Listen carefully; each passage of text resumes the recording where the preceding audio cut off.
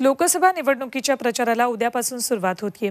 उद्यापासून खऱ्या अर्थानं राजकीय धुळवडीला सुरुवात होईल असं शिवसेना पक्षप्रमुख उद्धव ठाकरे यांनी म्हटलंय। भगवा रंग संपूर्ण देशाला व्यापून टाकणारा असला पाहिजे असं आव्हान त्यांनी यावेळी शिवसैनिकांना केलं। मुंबईत पश्चिम द्रुतगती महामार्गाजवळच्या छत्रपती शिवाजी महाराजांच्या पुतळ्याला हार अर्पण करून शिवजयंती साजरी करण्यात आली। इथला परिसर सुशोभित करण्यात आला, तसंच शिवराज्याभिषेक सोहळ्याची भव्य रांगोळी इथे काढण्यात आली आहे। या कार्यक्रमात शिवसेना नेत्यांसह मुंबईचे महापौर विश्वनाथ महाडेश्वरही उपस्थित होते।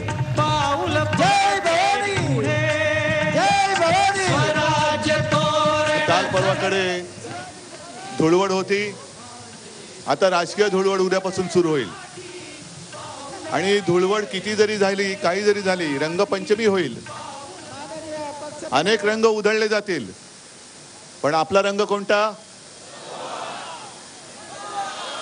हा भगवा रंग केवळ महाराष्ट्रापुरताच नाही तर संपूर्ण देशाला व्यापून टाकणारा असायला पाहिजे।